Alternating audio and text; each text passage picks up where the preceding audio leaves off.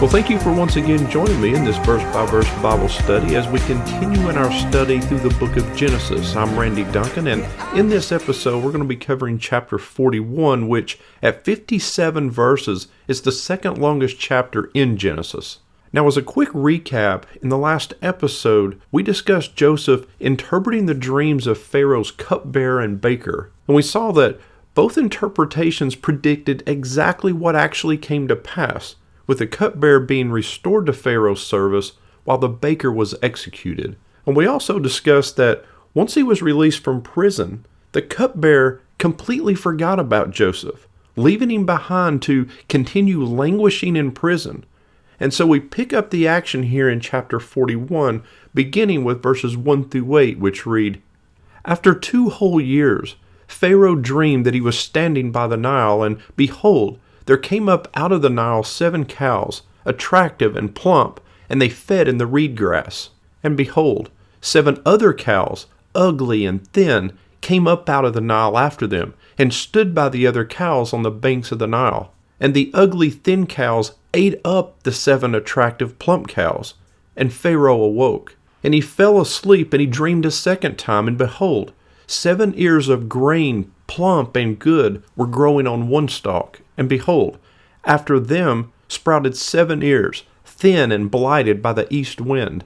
And the thin ears swallowed up the 7 plump, full ears. And Pharaoh awoke, and behold, it was a dream. So in the morning his spirit was troubled, and he sent and called for all the magicians of Egypt and all its wise men. Pharaoh told them his dreams, but there was none who could interpret them to Pharaoh." So this whole scene takes place a full 2 years after Joseph interpreted the dreams of the cupbearer and baker. So even though the only thing Joseph asked of the cupbearer was to remember him when he was released, it's now been 2 years that the cupbearer has forgotten him, leaving him in prison. 2 more full years of affliction and wrongful imprisonment. But Pharaoh's dreams take place as he's standing by the Nile River. Now this is an important detail because the Nile River was the source of Egypt's entire economy and sustenance. It was the source of Egypt's power and fertility and life, and also then, by extension, Pharaoh's. And so I'm going to come back to this here in a few verses. But in short, Pharaoh's dream sees 7 ugly and thin cows come up out of the Nile and devour the 7 attractive and plump cows. His second dream is similar, but instead of cows, it's regarding ears of grain. 7 plump and good ears of grain are swallowed up by 7 ears of thin and blighted ears of grain. And Pharaoh is troubled because of these dreams. His spirit was troubled. In fact, these verses imply that Pharaoh spent a sleepless night, anxiously awaiting the next morning. Now in the ancient Near East, these royal dreams were believed to indicate a special sort of bond between God and the king, and so it should really alert us here when we see that Pharaoh is deeply troubled. And we continue with verses 9 through 13, which read, "Then the chief cupbearer said to Pharaoh, 'I remember my offenses today, when Pharaoh was angry with the servants, and he put me and the chief baker in custody in the house of the captain of the guard. We dreamed on the same night, he and I, each having a dream with its own interpretation. A young Hebrew was there with us, a servant of the captain of the guard. When we told him, he interpreted our dreams to us, giving us an interpretation to each man according to his dream. And as he interpreted to us, so it came about. I was restored to my office, and the baker was hanged, or as we discussed last time, he was impaled. So finally, after 2 full years, the cupbearer finally remembers Joseph. And it's funny how he remembers him when it's convenient, when he may have something in the way of a service to offer Pharaoh. Now when he says, 'I remember my offenses today,' that's actually better translated as, 'I must make mention of my offenses.' And the form used here, it's plural, because by not telling Pharaoh about Joseph, he has actually wronged both Joseph and Pharaoh. But he goes on to recount his story, telling Pharaoh that when Pharaoh had cast him and the baker into prison, and they had both dreamed their dreams, that there was a young Hebrew in prison who interpreted their dreams, and each man's dream's interpretation came about just as he said it would. And so upon hearing this, Pharaoh, who is apparently desperate at this point, sends for Joseph. And in verses 14 through 24, we read of Pharaoh explaining his problem and recounting his dream to Joseph. And so verse 14 begins, "Then Pharaoh sent and called Joseph, and they quickly brought him up out of the pit. And when he had shaved himself and changed his clothes, he came in before Pharaoh. And Pharaoh said to Joseph, I have had a dream, and there's no one who can interpret it. I have heard it said of you that when you hear a dream, you can interpret it. Joseph answered Pharaoh, It is not in me. God will give Pharaoh a favorable answer. Then Pharaoh said to Joseph, Behold, in my dream I was standing on the banks of the Nile. 7 cows, plump and attractive, came up out of the Nile and fed in the reed grass. 7 other cows came up after them, poor and very ugly and thin, such as I had never seen in all the land of Egypt. And the thin, ugly cows ate up the first 7 plump cows. But when they had eaten them, no one would have known that they had eaten them, for they were still as ugly as at the beginning. Then I awoke, and I also saw in my dream 7 ears growing on one stalk, full and good. 7 ears, withered, thin, and blighted by the east wind, sprouted up after them. And the thin ears swallowed up the 7 good ears. And I told it to my magicians, but there was no one who could explain it to me. So what we see here is Pharaoh hears from his trusted cupbearer the story of Joseph, and so he sends for him, which clearly demonstrates again how troubled and desperate he must have been. And in the Hebrew, the verbs that are used imply that this was swift, performed with a sense of urgency and stress that was created when Pharaoh's wishes are to be satisfied. And so they have Joseph cleaned up, he shaves and puts on new clothes.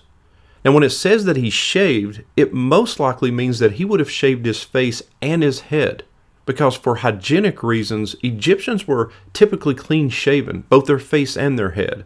And to make him presentable to stand before Pharaoh, he shaves and he's given appropriate clothing.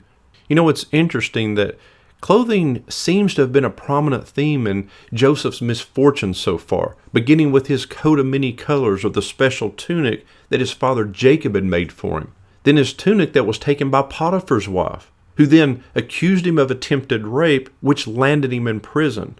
But now here, he changes into new clothes, which will sort of symbolize his changing of social status as the process of his liberation now begins.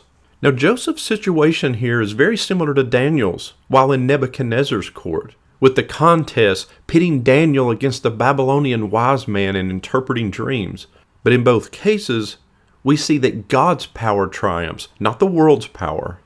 But when Joseph arrives, Pharaoh wastes no time getting straight to the point. He says, I've had a dream, and there's no one who could interpret, and I've heard it said of you that when you hear a dream, you can interpret it. Straight to the point. No, welcome, thanks for coming, good to see you, how's your stay in our prison been? Nothing. Pharaoh cuts straight to the chase. But Joseph responds by telling Pharaoh that he cannot. He doesn't have the ability to do that, but it is God who provides the interpretation.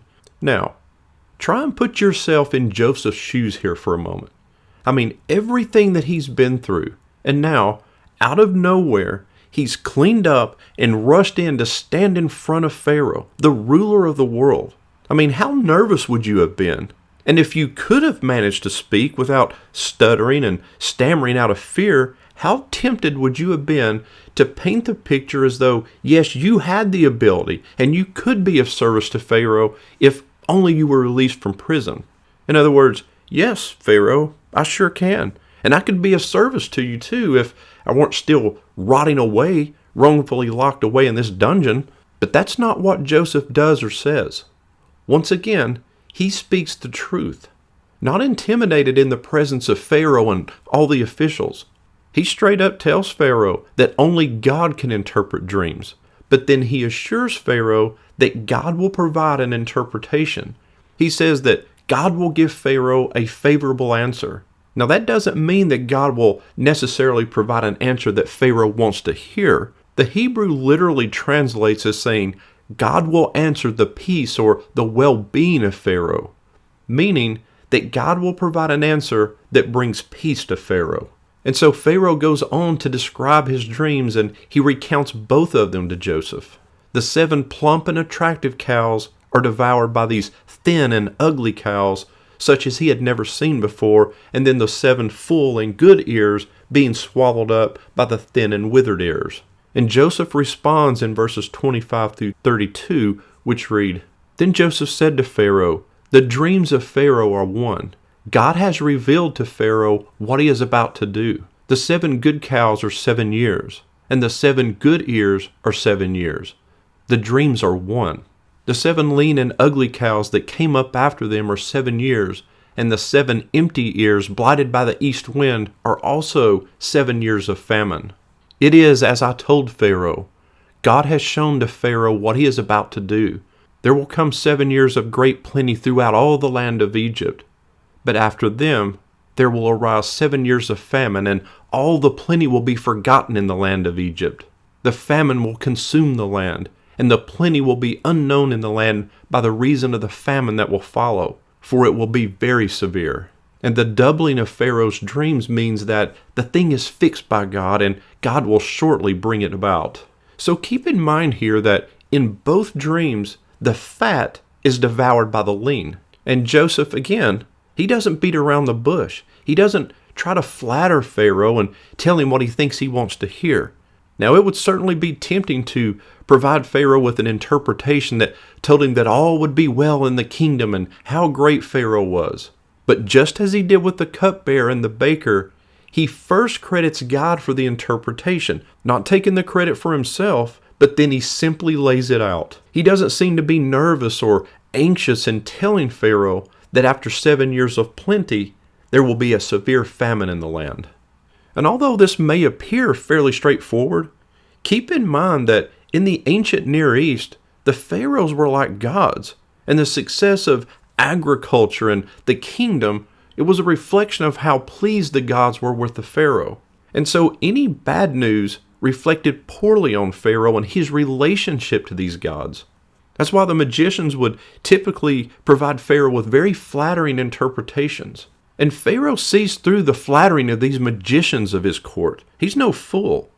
He realizes something is different about these dreams, and so he's unsatisfied with their attempts to just simply flatter him.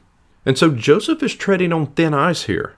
Very few people in the world would have had the courage to just give it to a Pharaoh straight. But that's exactly what Joseph does. And in fact, this scene is the first clash recorded in all the Bible between pagan magic and the will of God. But who do you think will win? And there's a lesson here. You cannot thwart the will of God. And this same motif, this theme, is going to show up again between Moses and another Pharaoh, and between Daniel and the magicians in Babylon. Now in verse 31, where Joseph says that, and the plenty will be unknown in the land by reason of the famine that will follow, Joseph is saying that the years of plenty and all the food will literally be unknown, because all of the food normally set aside will be completely used up, completely wiped out, because the famine's going to be so severe. Now when Joseph explains to Pharaoh that, and the doubling of Pharaoh's dreams means that the thing is fixed by God and God will shortly bring it about, the Hebrew phrase used there literally means that it is established beyond a shadow of a doubt. And not only that, but the first 7-year cycle of plenty will begin at once. But Joseph doesn't stop there. He actually takes a huge risk by offering Pharaoh some unsolicited advice and counsel. And he does this in verses 33 through 36, which read, Now therefore, let Pharaoh select a discerning and wise man and set him over the land of Egypt. Let Pharaoh proceed to appoint overseers over the land and take 1/5 of the produce of the land of Egypt during the 7 plentiful years. And let them gather all the food of these good years that are coming and store up grain under the authority of Pharaoh for food in the cities, and let them keep it. That food shall be a reserve for the land against the 7 years of famine that are to occur in the land of Egypt, so that the land may not perish through the famine. So Joseph transitions here from just interpreting the dream like he was asked to do, to now offering up some unsolicited advice to the most powerful person on the planet. Now, this took guts. This is a very risky move. I mean, there's no guarantee at all of how Pharaoh would react to some Hebrew prisoner suggesting how he ought to run his empire. Remember, pharaohs were like gods in the ancient Near East. But Joseph's approach here is very tactful.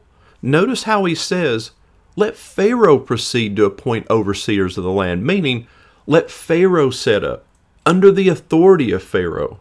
In other words, the credit for the idea would go to Pharaoh, and it would be established under the authority of Pharaoh. That way, there's no danger in Pharaoh thinking that this would be the creation of some other potentially threatening ruling power. But Joseph's suggestion and advice here, it also shows his care and concern for the well-being of the Egyptian people as a whole. I mean, he's making suggestions to help save them and help alleviate their suffering during the famine. And so Joseph suggests that Pharaoh take 1/5 or 20% of the produce of the land during the years of plenty and store them up under the authority of Pharaoh. This food would then act as a reserve during the 7 years of famine. And so in this way, Pharaoh could prevent the people from starving during the famine that was to come. And so his approach here and his suggestion to Pharaoh sort of threefold. First, select a wise man as a vizier, which is a high-ranking political advisor or maybe like a prime minister to oversee the entire operation. Second, appoint local overseers. And then thirdly, establish a national rationing system that would collect 20% as reserves. And so how does Pharaoh respond? Verses 37 through 45 tell us, this proposal pleased Pharaoh and all his servants. And Pharaoh said to his servants, can we find a man like this, in whom is the Spirit of God? Then Pharaoh said to Joseph, since God has shown you all this, there is none so discerning and as wise as you are. You shall be over my house, and all my people shall order themselves as you command. Only as regards the throne will I be greater than you. And Pharaoh said to Joseph, see, I've set you over all the land of Egypt. Then Pharaoh took his signet ring from his hand, and he put it on Joseph's hand, and clothed him in garments of fine linen, and put a gold chain about his neck. And he made him ride in his second chariot, and they called out before him, bow the knee. Thus he set him over all the land of Egypt. Moreover, Pharaoh said to Joseph, I am Pharaoh, and without your consent no one shall lift up hand or foot in all the land of Egypt. And Pharaoh called Joseph's name Zaphenath-Paneah, and he gave him in marriage Asenath, the daughter of Potiphera, priest of On. So Joseph went out over the land of Egypt. So Pharaoh likes the idea, and the Hebrew literally means that it was good in the eyes of Pharaoh. And so Pharaoh says to his servants, can we find a man like this in whom is the Spirit of God? I mean, his question here is basically rhetorical because, of course, they couldn't. In fact, Pharaoh actually says, since God has shown you all of this, there's none so discerning and wise as you are. And so Joseph has just, in a sense, defeated Egypt's best wise men and magicians. And Pharaoh recognizes God's work in Joseph here. I mean, this is also reminiscent of what Belshazzar says about Daniel when he says, I've heard about you, that you have the spirit of the gods in you, and that illumination and knowledge and extraordinary wisdom are to be found in you. But then Pharaoh says something incredible. He tells Joseph, you shall be over my house, and all my people shall order themselves as you command. Only as regards the throne will I be greater than you. I have set you over all the land of Egypt. I mean, it's incredible. In the span of 13 years, Joseph goes from a slave to a prisoner to second in command of all of Egypt. So Pharaoh sets up Joseph as a vizier, the second in command over all the land of Egypt. His position is basically like a prime minister. And then Pharaoh took off his signet ring from his hand and he puts it on Joseph's hand. Now, this transfer of the ring bearing the royal seal from Pharaoh to Joseph signals the delegation of authority. I mean, this signet would have also been necessary in order for Joseph to conduct business in Pharaoh's name, because the design of the signet, it featured the name of Pharaoh in traditional hieroglyphic characters. And so by having this, it would have carried the seal of Pharaoh, so that when it was pressed down into hot wax, for example, it would have left the imprint or the impression of that seal, and so it acted like the signature of the Pharaoh. In other words, Joseph had the power to validate documents in Pharaoh's name. But in addition to the ring, Pharaoh dresses him in garments of fine linen, and so we see once again the theme of Joseph's clothing coming into play. From his coat of many colors to being stripped of his coat, to once again rising in power in Potiphar's house, to being once again stripped and thrown into prison by Potiphar's wife, who seized his coat, followed by him being brought before Pharaoh after changing into appropriate clothing, to now finally being dressed in clothing of fine linen by Pharaoh himself. So Pharaoh once again stresses Joseph's new position by saying to him, "I am Pharaoh, and without your consent, no one shall lift up hand or foot in all the land of Egypt." And so just in case you missed it the first time, Joseph is now the number 2 leader in all of Egypt, answering only to Pharaoh himself. Pharaoh also goes so far as to change Joseph's name. He changes it to Zaphanath-Paneah. And so Pharaoh gives Joseph an Egyptian name to go along with his new position and his new identity in Egypt. Now this name that he gives him most likely means interpreter of dreams or revealer of hidden things. And so Joseph's role in Egypt is sort of like Daniel's in Babylon. In fact, it's interesting that they both are given pagan names. Both of them rise to the position of prime minister or the second most powerful position in the land, but neither of them accepts that country's pagan religion. And finally, Pharaoh gives Joseph in marriage to Asenath, the daughter of Potiphera, priest of On. Now, On was located just 7 miles from modern-day Cairo, and it was the cultic center for the sun god Ra. And the high priest of On held the title Greatest of the Seers, which means that Joseph married into the elite of Egyptian nobility. He's now in the circle of the most powerful priestly families in Egypt. And from here, Joseph begins to go out over all the land. And we continue with verses 46 through 49. Joseph was 30 years old when he entered the service of Pharaoh, king of Egypt.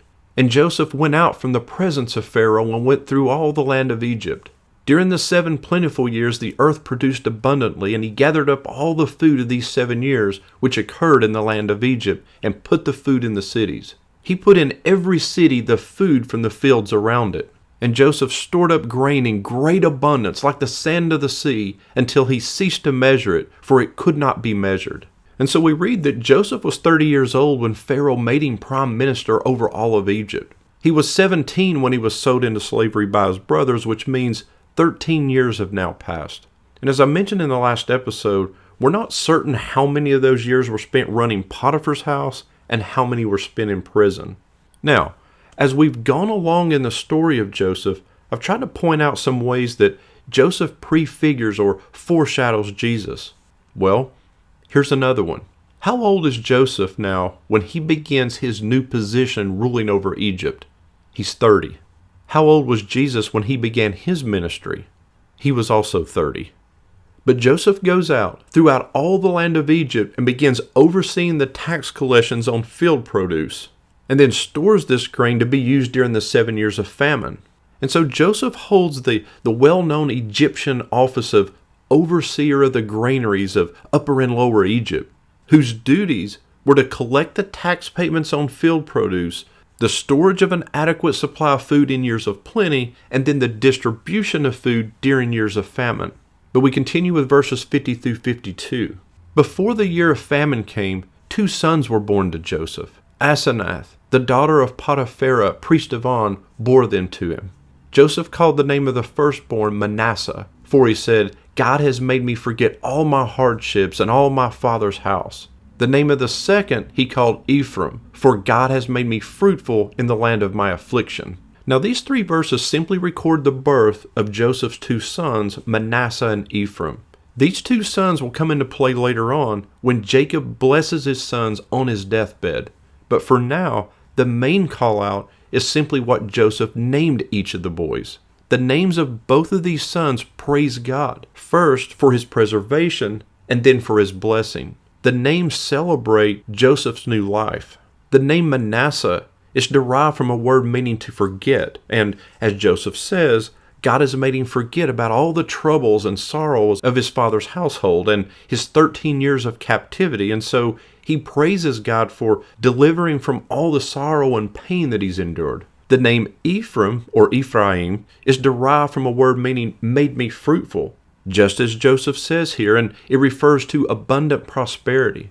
But one thing to notice here, Joseph gives his sons Hebrew names, not Egyptian names. He's forgotten the suffering and the sorrow, but not his father's house, not his roots or his upbringing or his God. We can read this story and just take a lot of things for granted. But Joseph had to figure out how to handle this imperial power, this power of the world, and learn to balance that with the presence of God. And we could take a lesson from Joseph here in learning that power is dangerous, but not necessarily evil. It depends on how a person uses it. Abraham Lincoln has often been credited with saying that nearly all men can stand adversity, but if you want to test a man's character, give him power.